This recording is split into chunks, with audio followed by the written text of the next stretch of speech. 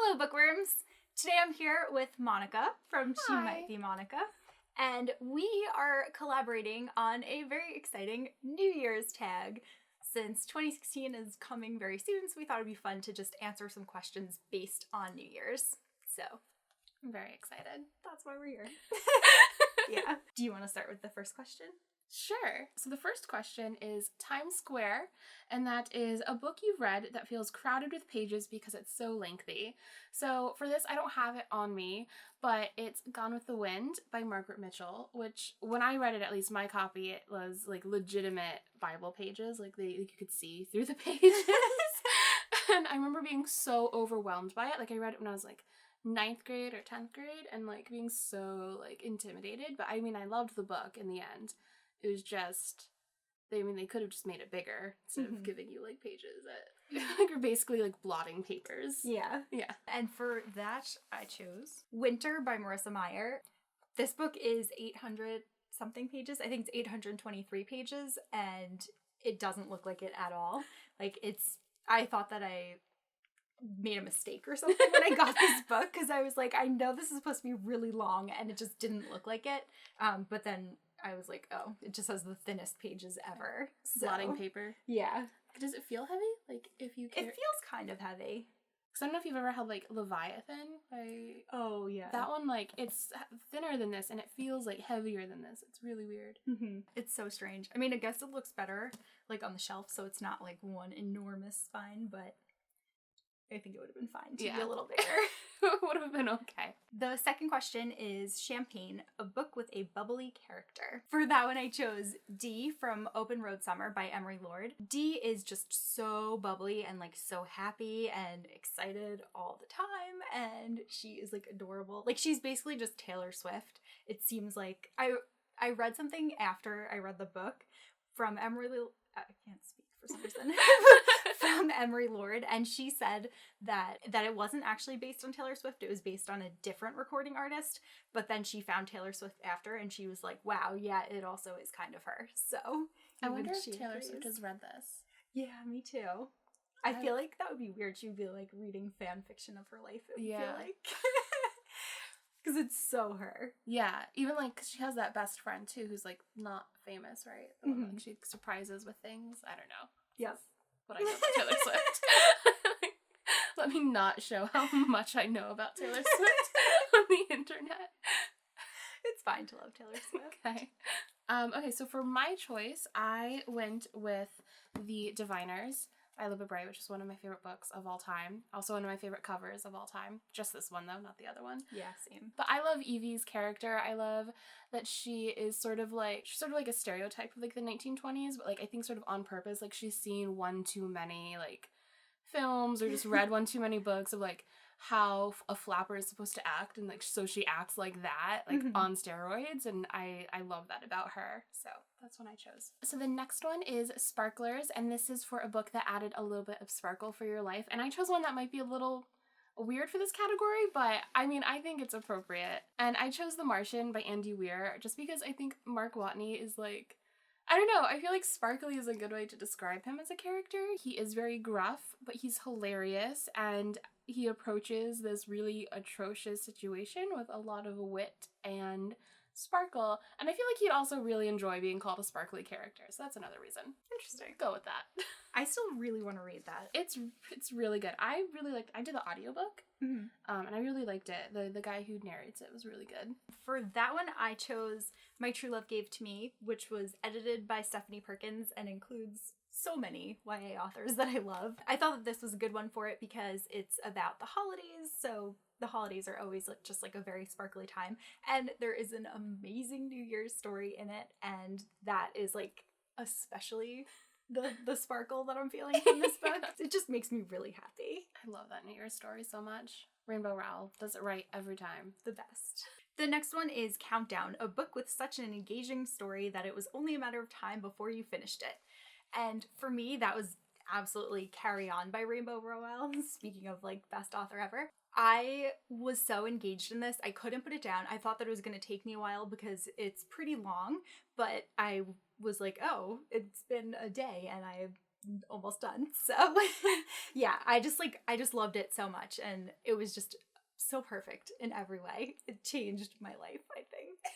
I feel confident saying that. So for mine, I went with Queen of Shadows by Sarah J. Maas, which I had some issues with as far as like some of the character stuff, but as far as the plot is concerned, it is insane. I couldn't put this book down. This book took me on such a huge roller coaster of emotions, and just I never could have guessed a lot of the stuff that was going to happen in this book. I actually kept making fun of her throughout, like, I kept making fun of Sarah J. Maas throughout reading it, because she likes to use that phrase of, like, I let out a breath I didn't know I was holding a lot, like once a chapter. And then at one point in the book, I literally had to let out a breath that I didn't know I was holding. And so I was like, oh, I can never make fun of her again for this.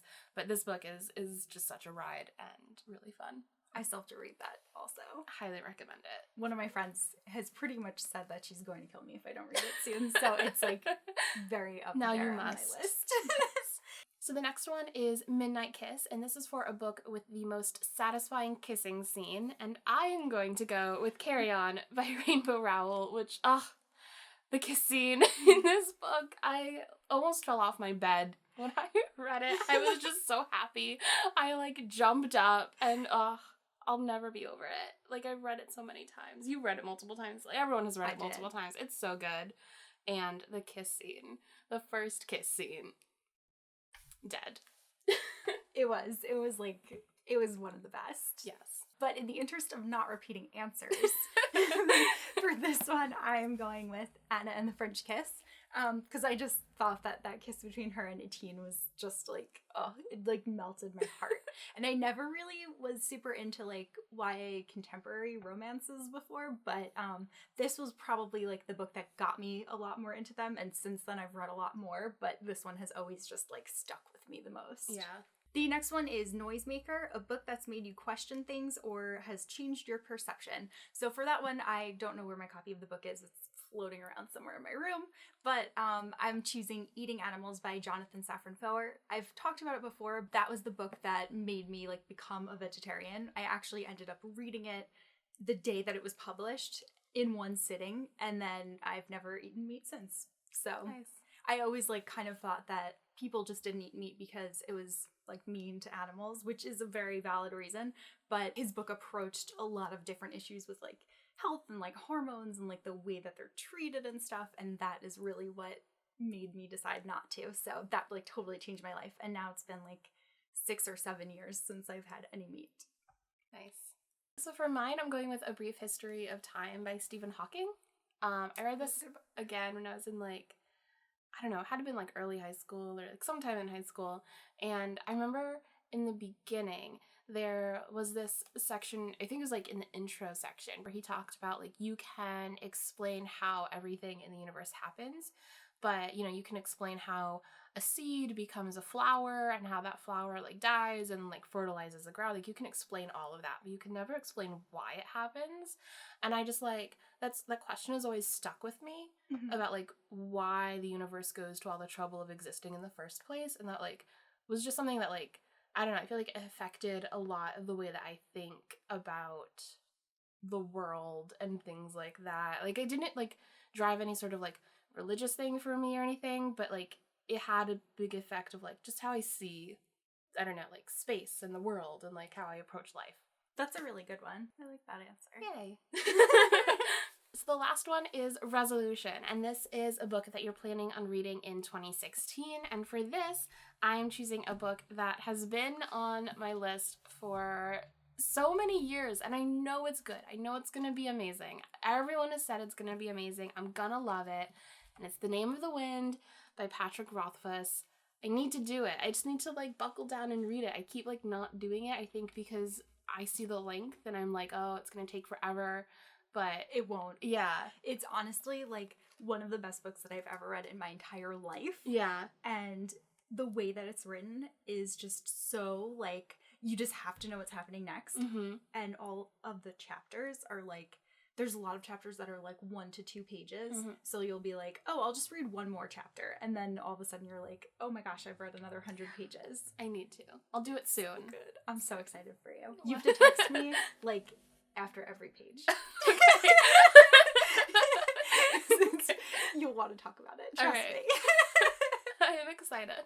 For me, for resolution, I am planning on reading Dreams of Gods and Monsters by Laini Taylor because it's the conclusion to the Daughter of Smoke and Bone trilogy, and I read the first 2 books this year in 2015, but have not gotten to this one yet, and I really want to, and I want to finish up this trilogy and find out the ending. But I just have been taking a while with it because the second book like broke my heart, and I was like, I'm just not ready. But I feel like I need to make myself ready. Have to know. You have to let me know because I still haven't read the series. It's very beautifully written. So that is it for our New Year's tag, but now we have to tag some people. I will tag Riley from Riley Marie. I will tag Christina from Christina Horner. I'll tag Victoria from Victoria Shaz. Samantha from Novels and Nonsense. Sam from Thoughts on Tomes. And that's it. I'm gonna tag Sana from Inkbone's Books, and Maureen from Maureen Kiwi, and Emma from Emma Books. Yeah, I think that's it. I'll go with those 3. Awesome. So that is our tag, and we will see you guys soon in another collaboration because we're filming several videos today. So Very excited. Yeah. Bye. Bye.